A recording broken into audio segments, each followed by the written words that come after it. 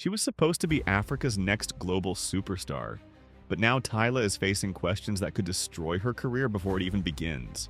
One song catapulted her from an unknown into a global phenomenon, yet in the shadows, the whispers have only grown louder about her lyrics, her fan base, and whether her rise was ever real at all. It started with Water, the track that defined her image and made her a household name.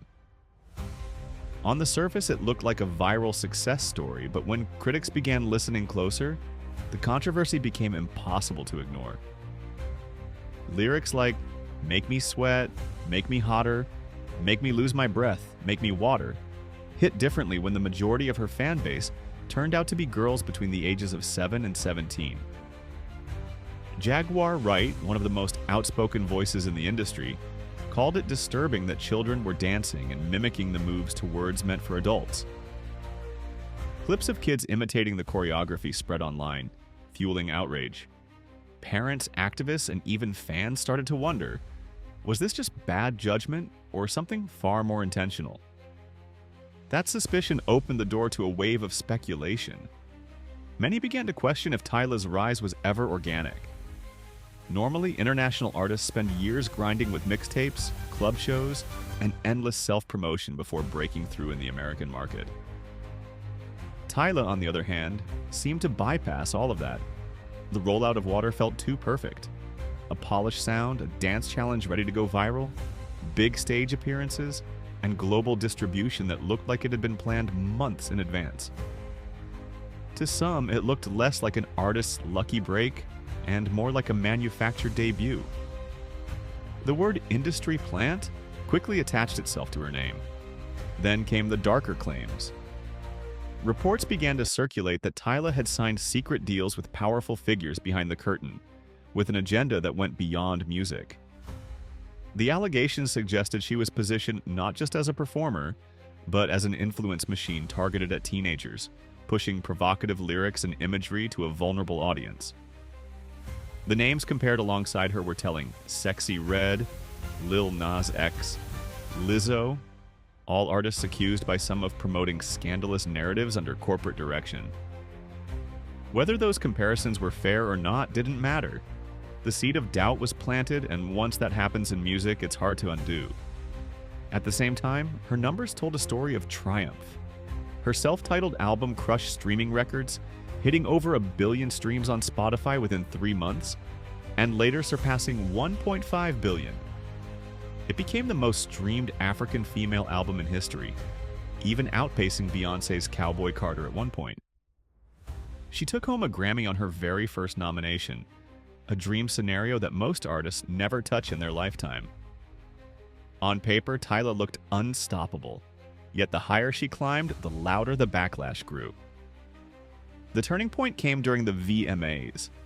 After winning Best Afrobeats Video, Tyla took the stage, smiled, and then casually handed the trophy to Era Star, saying it was too heavy for her to hold.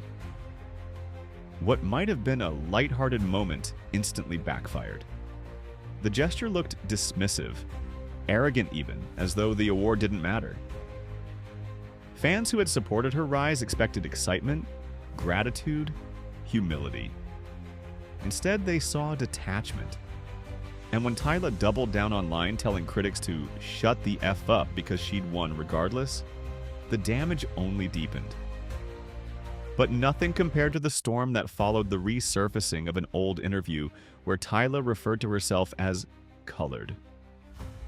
In South Africa, where she's from, the term is an official ethnic classification referring to mixed heritage communities.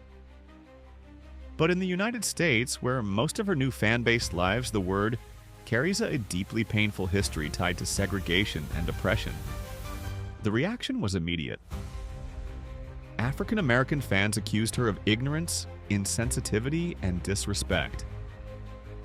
Instead of clearing things up, Tyla seemed to brush it off, showing little urgency to explain the cultural context. What might have been a chance to bridge understanding turned into an unforced error that alienated some of her most passionate supporters. Things only got worse during her appearance on The Breakfast Club. When Charlemagne asked her directly about the racial identity debate, Tyla froze. She looked at her PR team, who had apparently instructed her not to respond.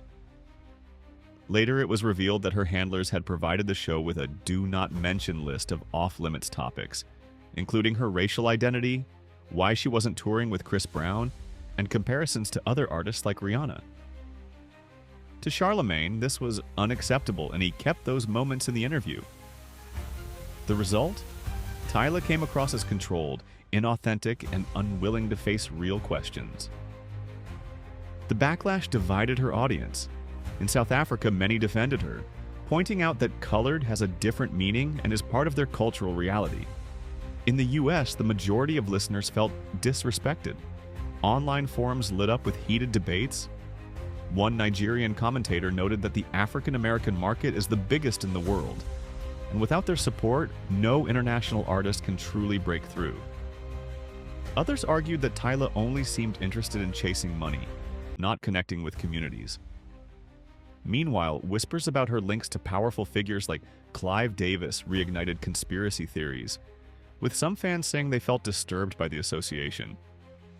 All of this culminated in a brutal reality check. Despite her groundbreaking debut, Tyla's latest EP sold only 3,700 units in its opening week.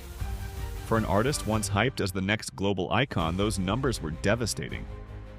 The momentum that once seemed unstoppable had suddenly collapsed. So where does that leave Tyla? Is she the victim of cultural misunderstanding and unfair expectations? Or is this proof that she's a manufactured star whose mask slipped too soon? Was her rise the product of undeniable talent, or the outcome of careful industry engineering? The answers might depend on where you stand, but one thing is clear. The story of Tyla is no longer just about music. It's about image, authenticity, and the fine line between global stardom and public rejection. What do you think? Is Tyla being unfairly targeted, or is the backlash justified? Drop your thoughts below, and don't forget to hit like and subscribe for more stories like this one.